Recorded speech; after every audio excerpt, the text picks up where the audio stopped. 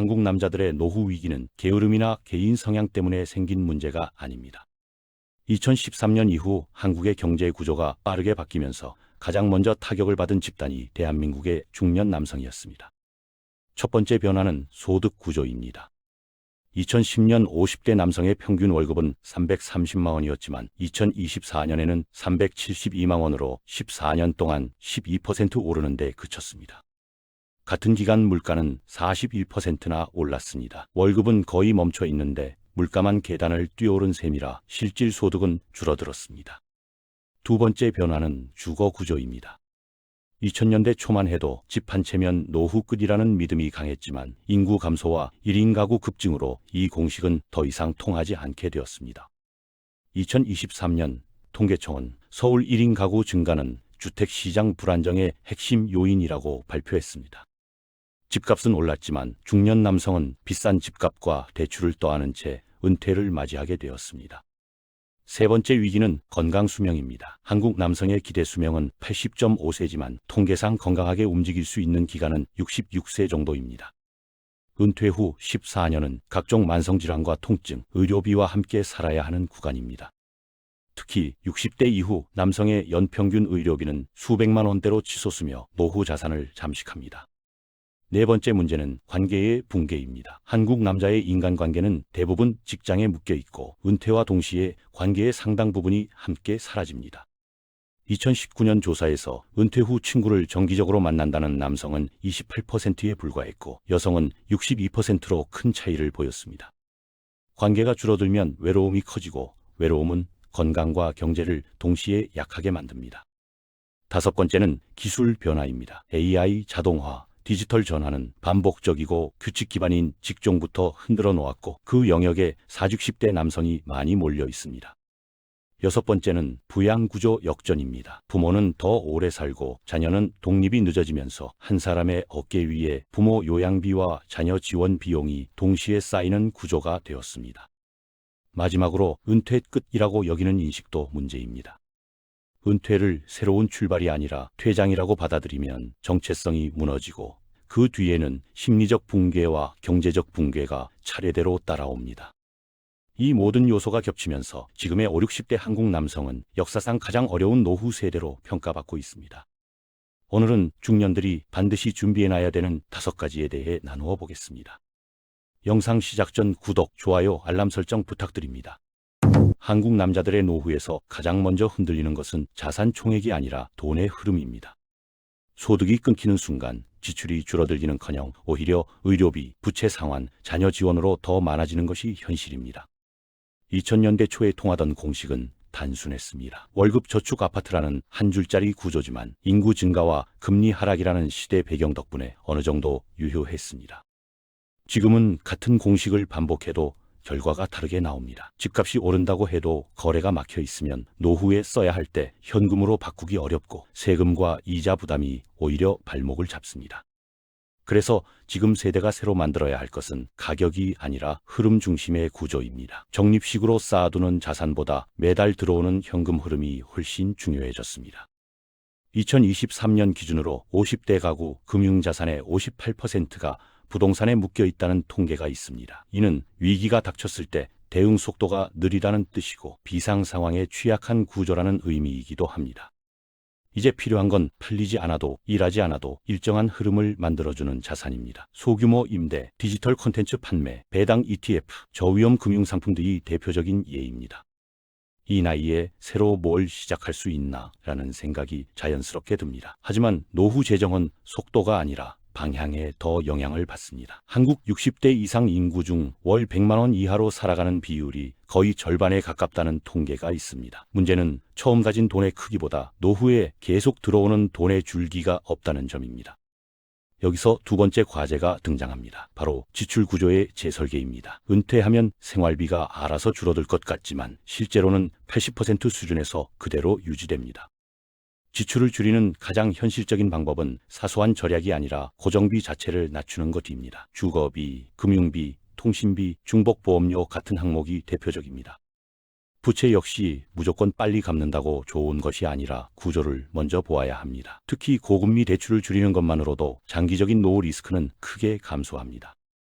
마지막으로 중요한 포인트는 자산의 시간대별 배치입니다. 45에서 55세는 현금 흐름을 만드는 시기, 55에서 65세는 부채를 정리하는 시기, 65세 이후는 지출을 안정시키는 시기로 나누어 보는 것이 현실적입니다. 노후를 버티게 만드는 것은 한 방에 큰 돈이 아니라 매달 꾸준히 들어오는 흐름입니다. 흐름을 만들어두면 위기는 늦춰지고 아무리 큰 자산도 흐름이 없으면 순식간에 소모됩니다.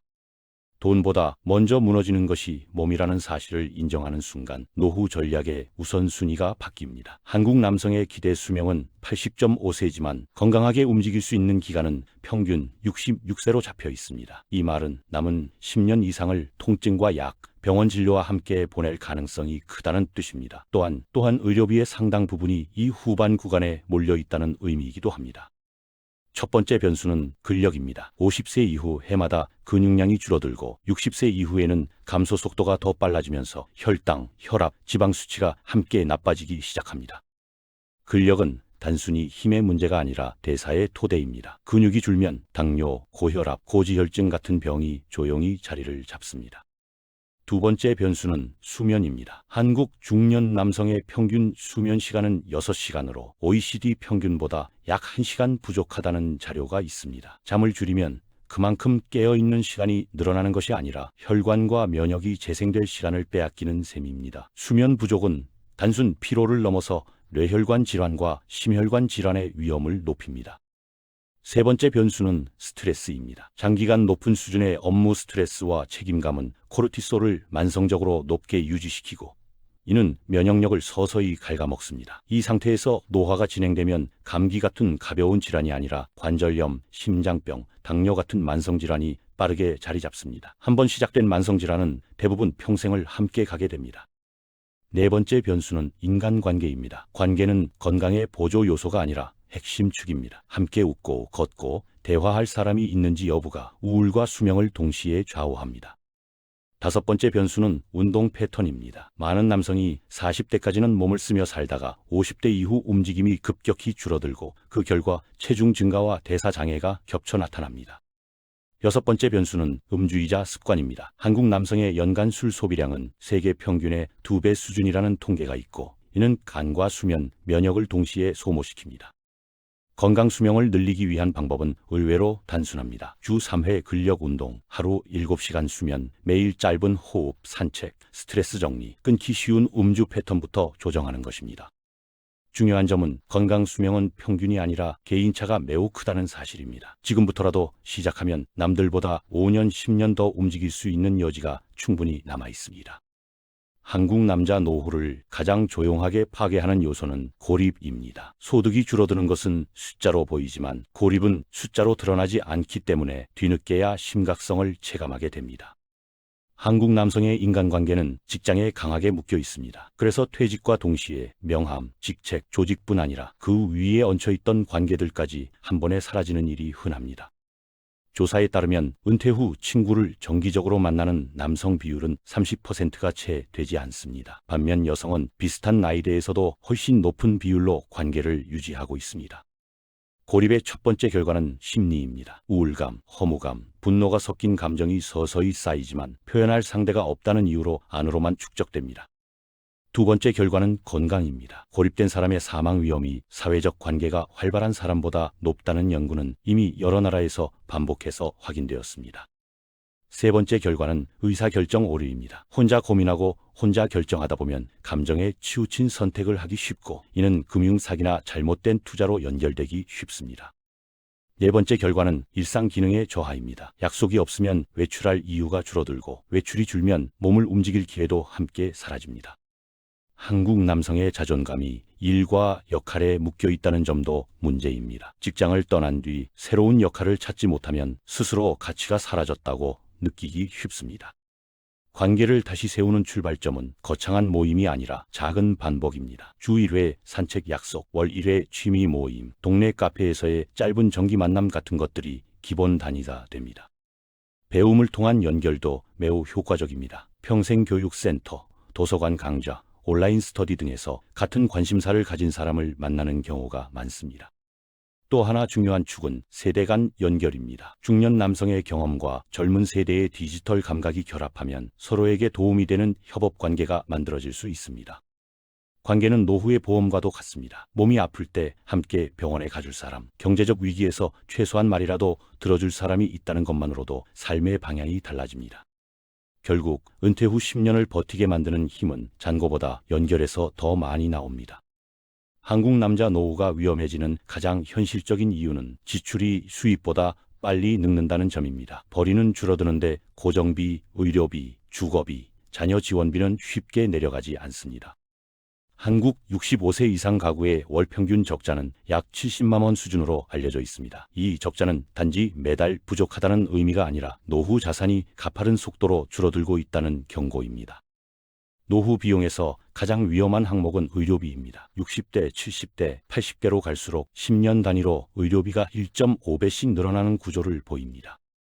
두 번째 위험은 장기 요양 비용입니다. 요양병원 하루 비용을 월 단위로 환산하면 200만 원이 훌쩍 넘고 평균 요양 기간을 감안하면 억 단위 비용이 들어갈 수 있습니다.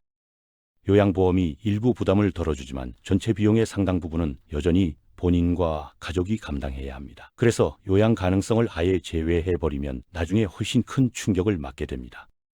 세 번째 위험은 주거비입니다. 은퇴한다고 해서 관리비, 임대료, 대출 이자가 사라지지는 않습니다. 오히려 수입이 줄어든 상태에서 더 무겁게 느껴집니다. 네 번째 위험은 자녀 지원입니다. 등록금, 결혼, 주거 지원이 길어질수록 자신의 노후 자금은 뒤로 밀리게 됩니다. 이 모든 비용을 막기 위해 필요한 건 구조적 방어입니다. 단기적으로 아끼는 절약이 아니라 지출 구조의 뼈대를 다시 설계하는 접근입니다. 첫 번째 전략은 고정비 최소화입니다. 주거 형태 조정, 통신비 인하, 불필요한 보험 정리만으로도 매달 수십만 원의 여유가 생깁니다.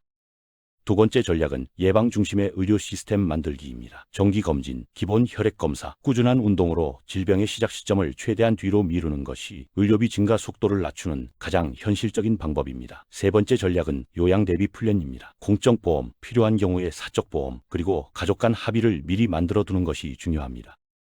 네 번째 전략은 데이터 기반 소비 관리입니다. 가계부, 앱, 엑셀 무엇이든 상관없지만 실제 숫자를 기록한 사람과 그렇지 않은 사람 사이에는 지출 관리 능력에서 큰 차이가 납니다. 노후 비용 방어의 목표는 단순합니다. 돈 걱정이 없는 구조에 최대한 가까이 가는 것, 최소한 지출이 수입보다 먼저 늙지 않게 막는 것입니다. 마지막으로 남는 과제는 일입니다. 일이 끊기면 소득이 사라지고 소득이 사라지면 삶의 리듬과 자존감, 관계까지 함께 흔들립니다. 한국 남성은 한 가지 일을 오래 하는 구조에 익숙합니다. 30년 넘게 같은 조직, 같은 역할, 같은 시간표로 움직이다가 갑자기 그 구조가 사라지면 큰 공백이 생깁니다. 은퇴 후에 필요한 일은 완전히 새로운 분야가 아닙니다. 이미 쌓아온 경험을 더 가벼운 형태로 바꾸는 일이 더 현실적입니다. 경험은 보통 세 가지 요소로 구성됩니다. 기술, 판단, 그리고 관계입니다. 이 세 가지를 쪼개서 재조합하면 상담, 코칭, 컨설팅, 강의 같은 새로운 형태의 일이 만들어질 수 있습니다. 과거의 일은 시간을 파는 방식에 가까웠습니다. 앞으로의 노후 일은 결과물의 비용을 지불받는 방식이 점점 더 중요해지고 있습니다. 디지털 콘텐츠, 온라인 수업, 전자책, 템플릿, 노하우 정리 자료 등은 한번 만들어두면 반복해서 활용이 가능합니다. 체력보다 집중력과 경험이 중요한 시대에 잘 맞는 형태입니다. 또 하나의 방향은 기존 직업의 축소판을 만드는 것입니다. 영업을 오래 한 사람은 고객 응대 코치나 후배 교육자로, 관리직을 했던 사람은 조직 컨설턴트나 운영 멘토로 역할을 줄여갈 수 있습니다. 노후 일의 기준은 세 가지로 요약할 수 있습니다. 지속 가능성, 낮은 노동 강도, 그리고 필요할 때 확장할 수 있는 여지입니다. 한 가지 소득원에 의존하는 것은 위험합니다. 여러 개의 작은 소득원을 만들어두면 어느 하나가 줄어들어도 전체 구조가 쉽게 무너지지 않습니다. AI와 디지털 도구는 경쟁자가 아니라 보조수단입니다. 자료 정리, 초안 작성, 반복 업무를 맡기면 그만큼 사람은 경험과 판단이 필요한 부분에 집중할 수 있습니다. 노후의 일은 9시부터 6시까지가 아니라 하루 몇 시간, 주 3에서 5일 정도로 가볍지만 꾸준한 패턴에 가깝게 설계하는 것이 좋습니다. 이 정도 강도라면 건강, 관계, 소득을 동시에 유지하기가 훨씬 수월합니다. 결국 일은 돈만 가져다 주는 것이 아니라 삶 전체의 균형을 다시 잡아줍니다. 몸을 움직이게 하고 사람을 만나게 하고 뇌를 쓰게 만들기 때문에 일의 재설계는 노후 생존 전략의 마지막이자 가장 강력한 축이 됩니다. 정리하면 집안에서 움츠리지 말고 무조건 움직이는 것이 정신건강이나 재정적 건강에도 좋다는 결론입니다. 오늘 영상 여기까지입니다. 내용이 마음에 드셨다면 구독, 좋아요, 알림 설정 부탁드리고 다음 영상에서 다시 찾아뵙겠습니다. 시청해주셔서 감사합니다. 지식 안테나였습니다.